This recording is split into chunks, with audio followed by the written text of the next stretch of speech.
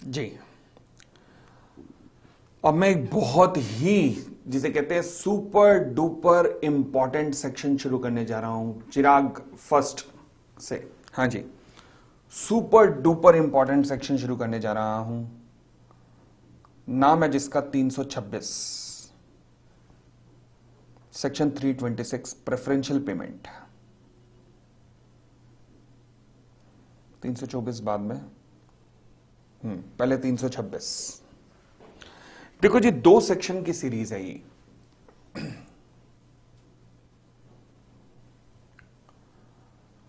एक है सेक्शन 326 और एक है सेक्शन 327। एक है 326 और एक है 327। ओके, दोनों में फर्क क्या है, बड़े ध्यान से सुनना।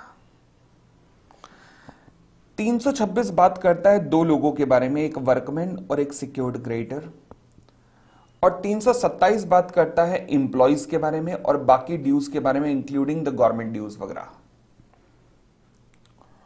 सबसे पहली बात, वर्कर और एम्प्लॉइज में फर्क होता है। हाँ, एज पर the industrial dispute act worker में कुछ लोग बिल्कुल नहीं आते, जो मैनेजरियल कैपेसिटी में है, जो सुपरवाइजरी कैपेसिटी में है, जो क्लरिकल कैपेसिटी में है, और जिनकी सैलरी 10,000 से ऊपर होती है, वो वर्कर नहीं होते। आप ऑफिस में काम कर रहे हैं एज एन आर्टिकल, क्या आप वर्कर हैं? नहीं, आप एम्प्लॉय तो कहला सकते हैं मगर आप वर्कर नहीं कहलाते। फिलहाल तो आप ट्रेनी हैं। बट जब आप मान लीजिए अकाउंटेंट के रूप में भी कहीं काम करते हैं तो आप कौन है? आप एम्प्लॉय हैं, आप वर्कर नहीं हैं, आप एम्प्लॉय हैं। बात समझ आ गई? तो वर्कर में मैनेजरियल, सुपरवाइजरी, क्लरिकल, सैलरी जिनकी 10,000 से ऊपर है वो नहीं आएंगे। ओके, उसके बाद अब सेक्शन कहता है ओवरराइडिंग प्रेफरेंशियल पेमेंट की बात करता है।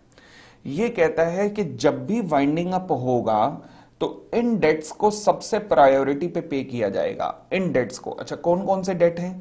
पहला है वर्कमैन ड्यूज और दूसरा है सिक्योर्ड क्रेडिटर। बस जितना पढ़वा रहा हूं उतना ही पढ़ना और ज्यादा मत पढ़ना। वर्कमैन ड्यूज और सिक्योर्ड क्रेडिटर, इन्हें सबसे प्रायोरिटी पे किया जाएगा। ओके, उसके बाद एक प्रोवाइजो आता है। प्रोवाइजो कहता है ठहरो ठहरो ठहरो ठहरो ठहरो, कुछ अमाउंट ऐसे हैं जो कि I of clause B of explanation में दिए गए हैं। पहले 2 साल तक जो अमाउंट होंगे which are payable for a period of 2 year preceding the winding up order और such other period as may be prescribe, कुछ भी प्रिस्क्राइब नहीं है, और shall be paid in priority to all other debt। oh my god, तो यानी कि सबसे पहले I of clause B of explanation पे होगा, उसके बाद ये पे होंगे। यही कहना चाह रहा है? हां। अच्छा, ये कैसे पता लगा? ये कैसे पता लगा? ये यहां से पता लगा। कहता है debt payable under the proviso to subsection 1 सबसे पहले पे किया जाएगा, और उसके बाद पेमेंट होगी क्रेडिटर्स को, और उसके बाद पेमेंट होगी वर्कर्स वगैरह को। अच्छा, ओके, तो ये मोटा मोटा रूपरेखा है कि आज तक तो हम जानते थे कि वर्कर्स और क्रेडिटर्स को चलो साथ में पे किया जाता है सबसे पहले। ये कहता नहीं, सबसे पहले एक्सप्लेनेशन क्लॉज बी आई पे होगा। अच्छा, ओके, यानी कि अब मोटा मोटा रूपरेखा तो मुझे पता लग गई कि क्या करना चाह रहा है ये बेशक ना पता हो मुझे कि आई में क्या लिखा है, मगर ये पता लग गया कि मोटा मोटा क्या कहना चाह रहा होगा। लो जी, पहले मैं आई भी देख लेता हूं जरा कि एक्सप्लेनेशन के अंदर क्या लिखा है। आई, ये रही एक्सप्लेनेशन। आई देख लेते हैं क्या लिखा है। कहता है वर्कमैन, अच्छा आई में लिखा है workman, workman in relation to a company means the employees. अच्छा, हमें तो कौन सा देखना था? क्लॉज बी देखना था ना एक्सप्लेनेशन का, क्लॉज बी ऑफ एक्सप्लेनेशन। आइए क्लॉज बी ऑफ एक्सप्लेनेशन ये रहा।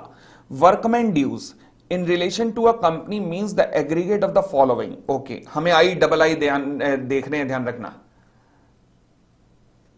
आई, all wages salary including salary earned wholly और in part by the way of commission, workman की। बस वर्कमैन की सैलरी ध्यान रखना 2 साल तक की। कहां से पता लगा 2 साल? अरे वहां ऊपर लिखा तो हुआ है, यही तो लिखा हुआ है। कहां गया कहां गया कहां गया कहां गया? ये देखिए, for a period of 2 year.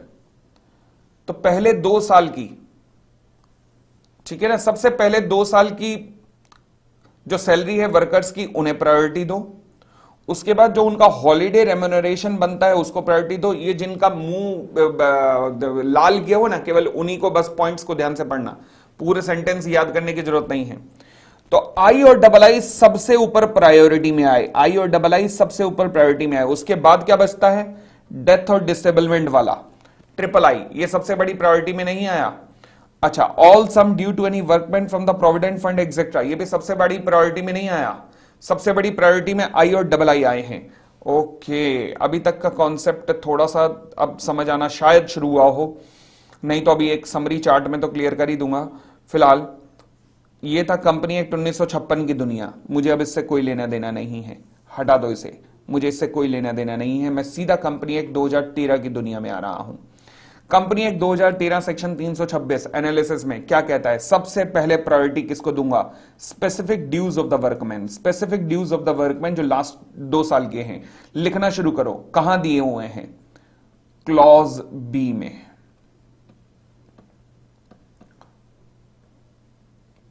Of explanation में टू सेक्शन 326, क्लॉज बी के आई एंड डबल आई के अंदर। अब याद रहेगा थोड़ा सा, आई एंड डबल आई के अंदर, ठीक है। उसके बाद जो बचा उसकी शेयरिंग होगी workman and secured creditor. Workman की तो ऊपर हो गई, अब भी कुछ बचा है, हां क्या बचा है, क्लॉज बी का I, double I, triple I, I V, all amount, और ये मोर देन 2 years वाले, क्योंकि यहां पे तो आए थे अप टू 2 years वाले। समझ आया फर्क?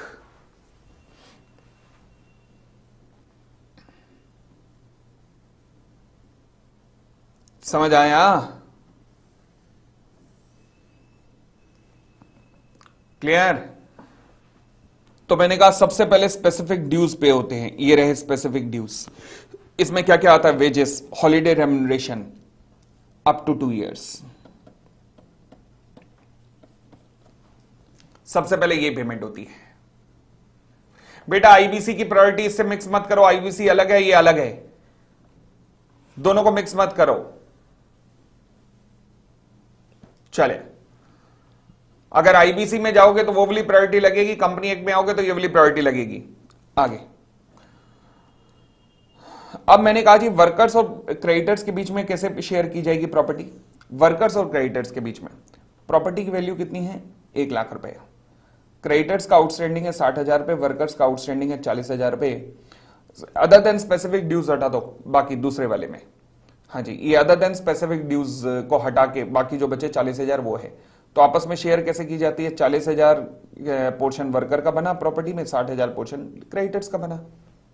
ठीक है, आगे 326 का फॉर्मेट क्या है, देखो जी, सबसे पहले सेल ऑफ एसेट्स हुई, लो जी, उसके बाद पेमेंट टू वर्कमैन हुई विद इन 30 डेज, सबसे पहले 30 दिन के अंदर पेमेंट की जाएगी।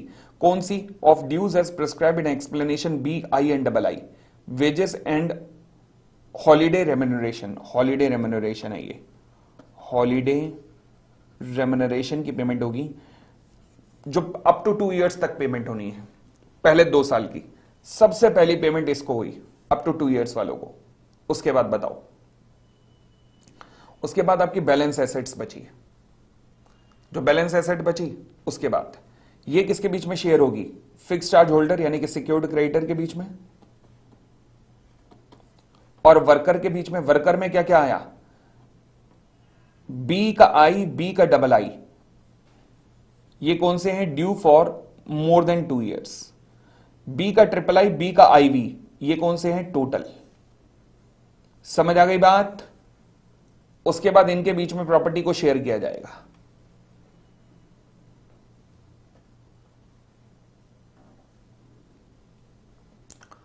और अगर प्रॉपर्टी बची कम, अगर प्रॉपर्टी बची कम तो फिर ये कौन सी प्रॉपर्टी बेची आपने, सिक्योर्ड एसेट जिसके ऊपर चार्ज था उसे बेचा है, और अगर प्रॉपर्टी कम पड़ गई तो फिर बाकी प्रॉपर्टियां बेचो जिसके ऊपर चार्ज नहीं था, उनको बेचो और इनका पेमेंट करो, उनको बेच के इनकी पेमेंट करो। ओके, अब एक काम करते हैं ना, एक काम करते हैं, पहले सवाल पे आ जाइएगा जरा, एक दो सवाल करने शुरू करते हैं ताकि कॉन्सेप्ट और डेवलप हो सके।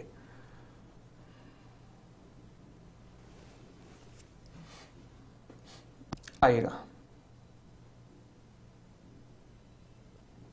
हाँ जी, एग्जाम्पल देखिएगा। कहता है एक आउटस्टैंडिंग क्रेडिटर है जी 60,000, अमाउंट ऑफ सिक्योरिटी 75,000 और आउटस्टैंडिंग वर्कमैन ड्यू है ऑफ मोर देन 2 ईयर्स, लिख देना यहां, ऑफ मोर देन 2 ईयर 30,000। तो स्पेसिफिक वर्कमैन ड्यूज नहीं है, यहां पे नहीं लिखा हुआ, ठीक है। अब बताओ जी शेयरिंग कैसे होगी प्रॉपर्टी की।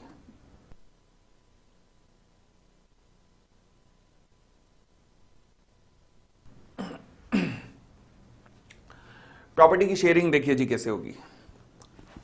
वर्कमैन पोर्शन कितना है, 75,000 की सिक्योरिटी है, 30,000, और वर्कर और क्रेडिटर्स का मिला के कितना बनता है 30,000 प्लस 60,000 यानी कि 90,000।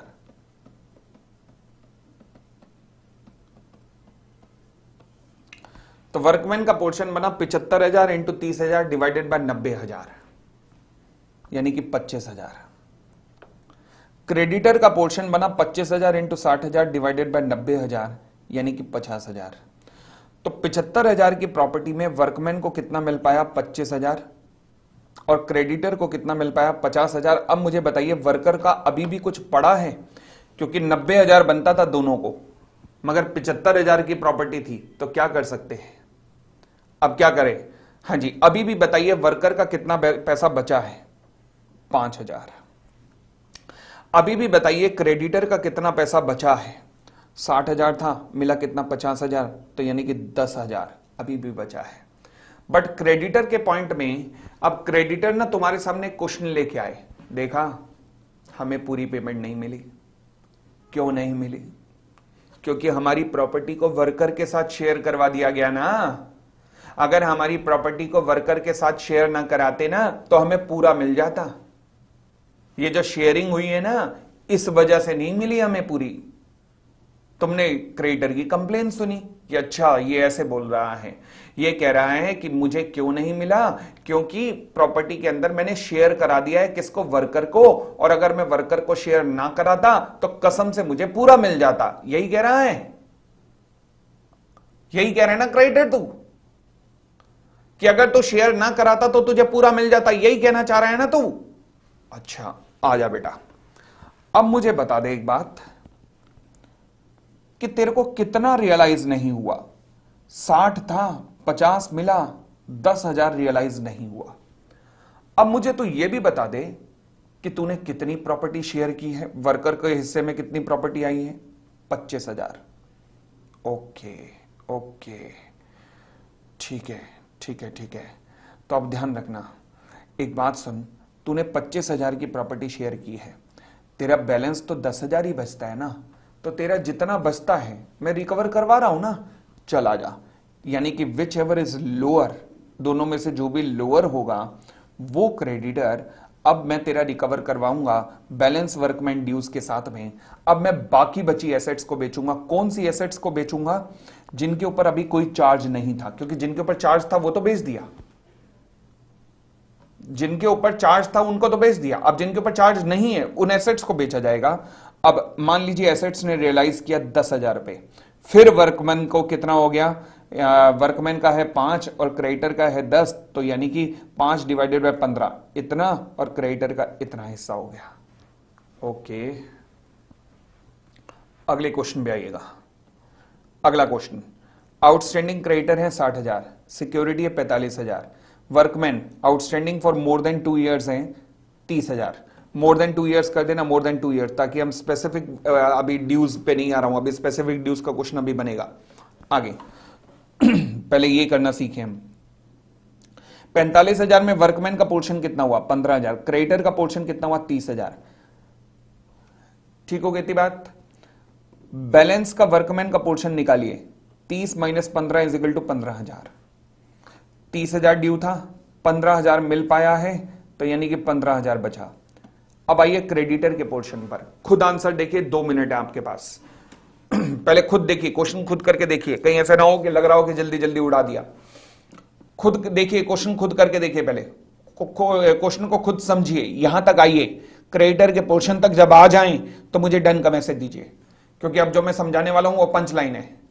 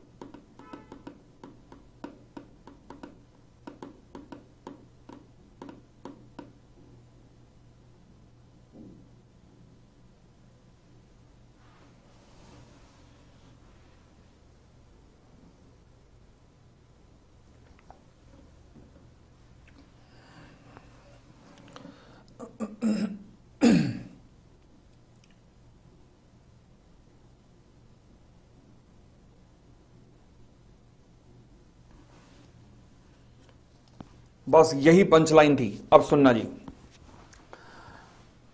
सॉरी, यही पंचलाइन का, पंचलाइन तो अभी बोली नहीं, अब आने वाली पंचलाइन सुनना जी।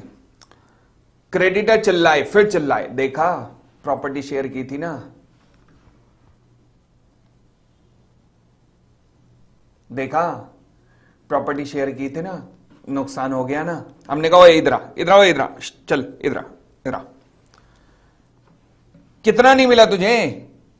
उसने कहा मेरा बनता था और मुझे 60,000 मुझे मिला है, 30,000, 30,000 का नुकसान हो गया। प्रॉपर्टी शेयर की थी ना, प्रॉपर्टी शेयर की थी ना, इसलिए। मैंने कहा इतनी बार चिल्ला रहा है प्रॉपर्टी शेयर की थी, प्रॉपर्टी शेयर की थी, कितनी प्रॉपर्टी शेयर की तूने वर्कमैन के साथ? उसने कहा 15,000 रुपए की। मैंने कहा ओए एक बात सुन, 15,000 रुपए की प्रॉपर्टी शेयर की है, तेरा अनपेड 30,000 है, और भाई साहब 15,000 रुपए के लिए तो तू खुद ही अनसिक्योर्ड था, क्योंकि तेरा ड्यू 60,000 था और 45,000 रुपए की प्रॉपर्टी थी, तू तो खुद अनसिक्योर्ड था। मुझे ये मत कहियो कि तेरे 30,000 को अब मैं सिक्योर्ड मान लूं आगे चल के और सिक्योर्ड के रूप में रिकवर करवाऊं। अरे ये तेरा ड्यू है, ये तूने प्रॉपर्टी शेयर की, विच एवर इज लोअर। तो अगर प्रॉपर्टी शेयर 15,000 रुपए की हुई है तो 15,000 रुपए मैं तेरे सिक्योर्ड करता हूं, क्योंकि बाकी के लिए तो तू वैसे ही अनसिक्योर्ड था। तो इसलिए जो भी बैलेंस ऑफ द क्रेडिटर है या फिर जो उसने प्रॉपर्टी सैक्रिफाइस की है, विच एवर इज लोअर उठाकर क्रेडिटर का आगे जाएगा वर्कर के बैलेंस के साथ। समझ आ गई बात? तो वर्कर का बैलेंस प्लस क्रेडिटर का कौन सा, जो बैलेंस है या जो प्रॉपर्टी शेयर हुई, विच एवर इज लोअर, ये दोनों अमाउंट आगे जाएंगे। Now this amount shall be recovered out of the balance of the assets having no charge. तो ये अमाउंट रिकवर होंगे उस एसेट से जिसके ऊपर कोई चार्ज नहीं है।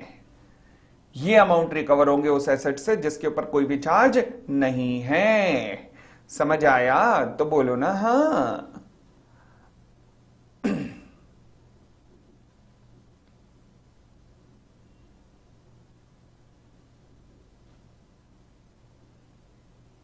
ठीक है, आगे बढ़िएगा।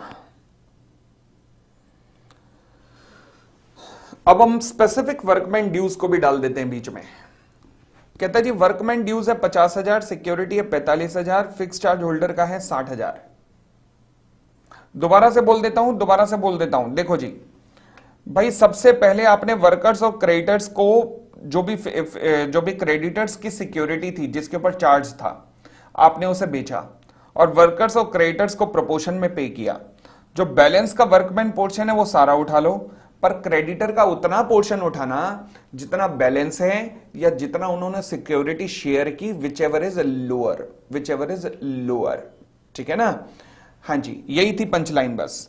विच एवर इज लोअर उठाना, विच एवर इज लोअर। क्यों? क्योंकि देखो ना, दोनों एग्जाम्पल मैंने करवा के दिखा दिए, एक में वो लोअर था, एक में ये लोअर था। देखो ना, अगर मैं कहता हूं जैसे एग्जाम्पल नंबर 1 के अंदर जो अमाउंट ड्यू था क्रेडिटर का वो था 10,000 और सेक्रीफाइस हुई थी 25,000। तो मैंने कहा जब ड्यू ही 10,000 है तेरा तो मैं 10,000 आगे भेजूंगा। अब यहां पे देखिए अमाउंट ड्यू है 30,000 और सिक्योरिटी सेक्रीफाइस की 15,000 रुपए। तो भाई साहब 15,000 रुपए की सिक्योरिटी तूने सेक्रीफाइस की है, बाकी के लिए तो तू खुद अनसिक्योर्ड था, तो वहां पे तेरे को प्रायोरिटी कैसे दे सकता हूं? मैं नहीं दे सकता ना।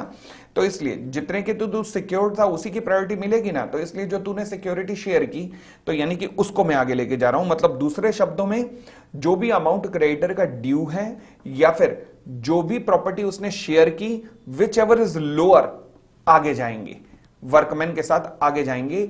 अब कौन सी एसेट्स को बेचा जाएगा? जिसके ऊपर कोई चार्ज नहीं है, उनको बेचकर balance of workman plus balance of secured creditor recover किया जाएगा। बताओ जी, ठीक है। अब कहता है वर्कमैन ड्यूज बनता है 50,000, सिक्योरिटी है 45,000 की, आउटस्टैंडिंग बनता है इनका 60,000 क्रेडिटर्स का। फिर वर्कमैन ड्यूज में से 20,000 रुपए ऐसे हैं जो कि ड्यू है within 2 year as per explanation B I and double I. ओ, आ गए आ गए आ गए। लो जी, एसेट है 45,000, सबसे पहले ये 20,000 रिकवर करो। अब बची 25,000, यानी कि क्रेडिटर की एसेट में से सबसे पहले ये रिकवर गए। ठीक है। अब बचे 25,000। 25,000 में से वर्कमैन का पोर्शन बना इतना, क्रेडिटर का पोर्शन बना इतना। अब आगे कितना जाएगा? आगे बैलेंस ऑफ वर्कमैन ड्यूज कितना है? 50,000 था, 20,000 रिकवर हो गया, 8,333 भी रिकवर हो गया। ये क्वेश्चन अभी तक आया नहीं है पेपर में। 21,667 बचा है। बैलेंस ऑफ द क्रेडिटर्स कितना बचा? बैलेंस ऑफ क्रेडिटर्स बताओ जी, कितना बचा? मुझे बताओ कितना रहता है, कितना रहता है, कितना रहता है, कितना रहता है? 43,333 रहता है। 60 था, 60 में से इतना रहता है। कितनी प्रॉपर्टी शेयर की तुमने? तुमने शेयर की 20,000 plus 8,333, 28,333, which ever is lower, यानी कि 28,333 अब आगे जाएगा इनके साथ। पढ़ के बताओ जी।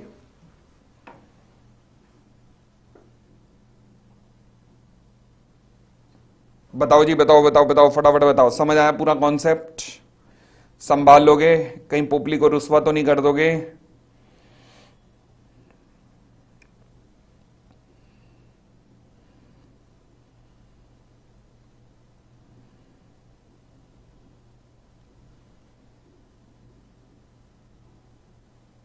संभाल लोगे?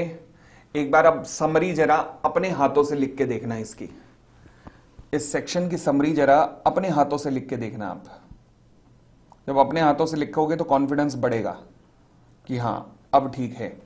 लो जी, सबसे पहले steps. Step number 1, assets having charge to be sold. लो जी, ये बेचा। उसके बाद लेस किया, वर्कमैन ड्यूज एक्सप्लेनेशन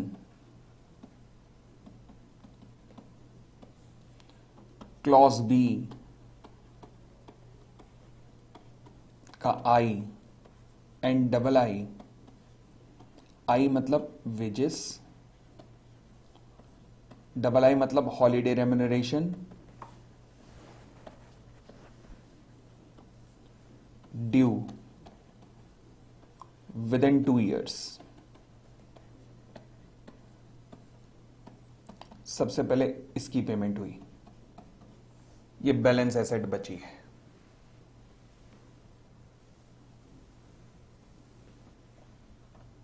ठीक है, चलो जी चलो जी चलो जी। उसके बाद लेस करेंगे क्या, बैलेंस वर्कमैन ड्यूज या रिमेनिंग वर्कमैन ड्यूज कौन कौन सा, क्लॉज बी का I, double I, triple I, I V, ये दोनों तो फुल, ये मोर देन 2 years वाले, ये एंड सिक्योर्ड क्रेडिटर, इनको पेमेंट होगी अब। ओके, इफ एसेट्स इनसफिशिएंट निकली, insufficient to pay them, then उसके बाद क्या होगा, balance of workman and balance of creditor और security shared with workmen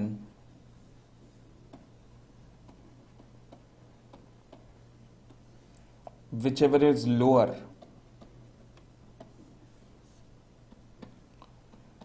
to be paid out of assets having no charge।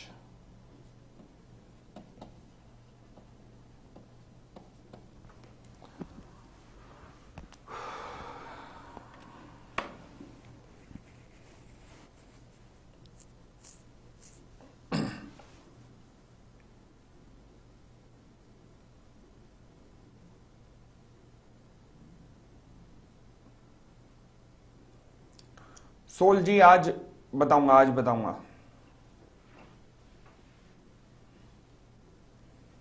हाँ जी, क्या लगा 326 पे होल्ड हो गया अब आपका?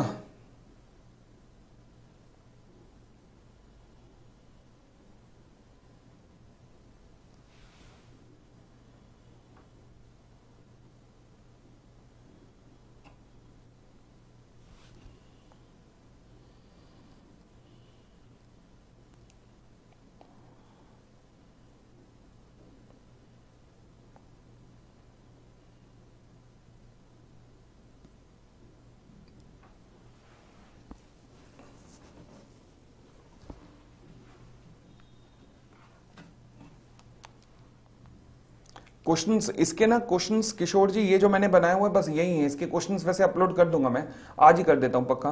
बट इसमें जो क्वेश्चंस बने हुए ना ये यही है मेन जो बने हुए हैं, ध्यान रखना। एक दो और हाँ मैंने वो वाले क्वेश्चन उनमें प्रॉब्लम एंड सॉल्यूशन में बना रखे हैं, वो भी बता दूंगा। बट फिलहाल आइए पढ़ना शुरू करते हैं एक बार फास्ट ट्रैक में।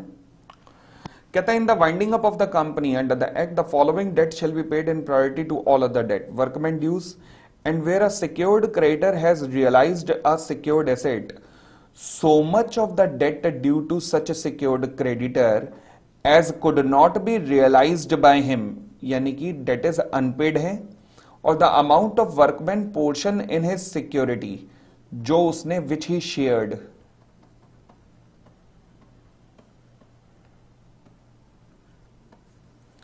और unpaid whichever is less pari passu with the workman dues, यानी कि वर्कमैन ड्यूज के साथ में बैलेंस का क्रेडिटर को पेमेंट होगा। ओके ओके, फिर कहता है provided that in case of a winding up, अब कहता है सबसे पहली प्रायोरिटी इसकी है, ये फर्स्ट प्रायोरिटी है, ये सेकंड प्रायोरिटी है। तो फर्स्ट प्रायोरिटी में क्या आते हैं, वो अमाउंट जो कि I double I of clause B of explanation में लिखे गए हैं, जो पहले 2 साल तक पेबल है। इनकी पेमेंट कितने टाइम में हो जाएगी, 30 दिन के अंदर अंदर, from the sale of assets के 30 दिन के अंदर अंदर इनकी पेमेंट हो जाएगी। फिर सबसेक्शन 2 बताता है कि फर्स्ट प्रायोरिटी कौन है और सेकंड प्रायोरिटी कौन है। हाउ अबव प्रायोरिटी अराइव्ड, ये सेकंड सबसेक्शन 2 बताता है कि ये प्रायोरिटी कैसे आई हैं। ये कहता है जी जो प्रोवाइजो में दिया गया है उसे प्रायोरिटी में देना है as compare to subsection 1। Okay, फिर आती है एक्सप्लेनेशन। एक्सप्लेनेशन में पहले बताया गया वर्कमैन का मतलब कि वर्कमैन कौन होता है। फिर उसके बाद बताया गया वर्कमैन ड्यूज क्या है। तो क्लॉज बी के कितने पार्ट है, I, double I, triple I, I V, ठीक है ना, पढ़ लीजिएगा। ये जरा सेव कर रहा है डॉक्यूमेंट को इतना।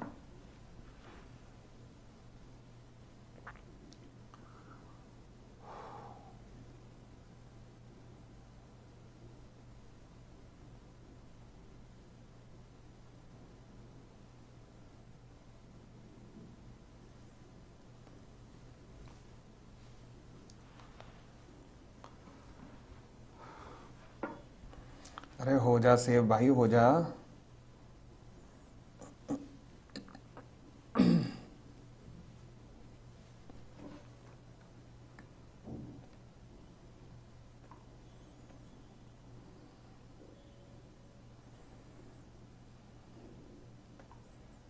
लो जी, अब यहां एक एग्जांपल दे रखा है कि workman portion in the security कैसे निकाला जाता है। अरे सीधा एग्जांपल पढ़ो ना। वैल्यू ऑफ द सिक्योरिटी कितनी है, 1 लाख। वर्कमैन ड्यू कितना है, 1 लाख। सिक्योर्ड क्रेडिटर का ड्यू कितना है, 3 लाख। 1 लाख के सिक्योरिटी में 1 लाख का वर्कमैन ड्यू, 3 लाख का सिक्योर्ड क्रेडिटर का ड्यू, तो वर्कमैन को कितना मिला, 25,000। अब इसी चीज को अंग्रेजी में लिख रखा है।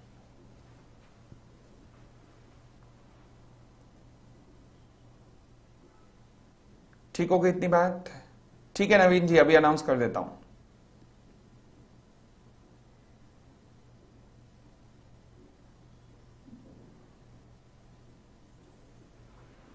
ठीक हो गई इतनी बात? ठीक हो गई इतनी बात?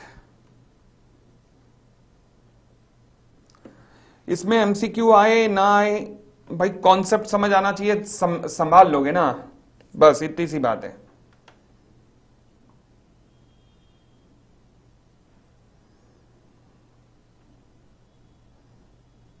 लो जी, तो ये आपका पूरे का पूरा सेक्शन 326 था। आज हम इतना ही करेंगे। धन्यवाद धन्यवाद धन्यवाद। अब सुनना जी, पूरे का पूरा 326 जो है मैं YouTube के ऊपर डाल रहा हूं। पूरा का पूरा 326 YouTube के ऊपर डाल रहा हूं, right from the word start. पूरे का पूरा मैं YouTube के ऊपर डाल रहा हूं ताकि आपको परेशानी ना हो। टेक्निकल है मानता हूं, तो इसलिए मैं YouTube के ऊपर डाल रहा हूं, ठीक है। चलो, thank you, thanks a lot, खुश रहो।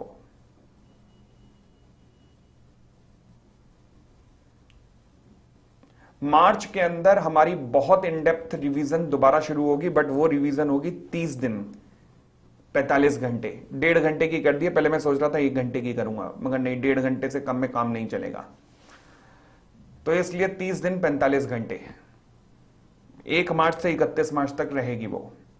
Get ready. अपने दोस्तों को भी बोल देना, जो भी सेल्फ स्टडी कर रहे हो, किसी से भी पढ़ रहे हो, जिनका क्लियर ना हो रहा हो लॉ, उन्हें बोल देना 1 मार्च से शुरू होने वाली है। आशीष मैं आज ही दे देता हूं, ठीक है। चले, thank you, bye bye, take care, खुश रहिए।